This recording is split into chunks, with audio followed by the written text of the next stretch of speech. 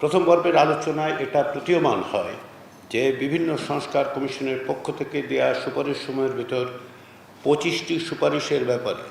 রাজনৈতিক দল ও জোটসমূহের মতপার্থক্য এতটাই ব্যাপক যে এসব বিষয়ে আলোচনায় অগ্রগতির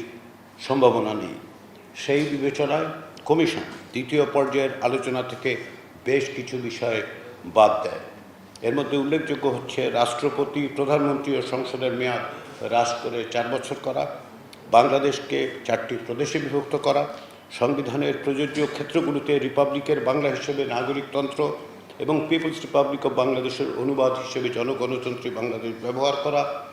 রাজনৈতিক দলগুলো কর্তৃক নিম্নকক্ষের মোট আসনের ন্যূনতম 10% আসনে তরুণীদের মধ্য থেকে প্রার্থী মনোনীত করা, সংসদীয় নির্বাচনে প্রতিদ্বন্দ্বিতা করা ন্যূনতম বয়স কমিয়ে 21 বছর করা, একটি স্থানীয় সরকার কমিশন প্রতিষ্ঠা করা, জাতীয় নির্বাচনের আগে স্থানীয় সরকারের নির্বাচনের আয়োজন করা, বিভিন্ন মন্ত্রণালয়ের কার্যক্রমের পর্যবেক্ষণের জন্য যেমন সংসদীয় স্থায়ী কমিটি রয়েছে, তেমনিভাবে জেলা নাগরিক কমিটি ও উপজেলা নাগরিক কমিটি গঠন করা, দেশের পুরাতন 4টি বিভাগের সীমানাকে 4টি প্রদেশে বিভক্ত করে প্রাদেশিক শাসন ব্যবস্থা চালু করা, বিদ্যমান জেলা পরিষদ ব্যবস্থা বাতিল করে জেলা পরিষদ সমূহের সকল সম্পত্তি প্রস্তাবিত প্রাদেশিক সরকারের কাছে হস্তান্তর করা,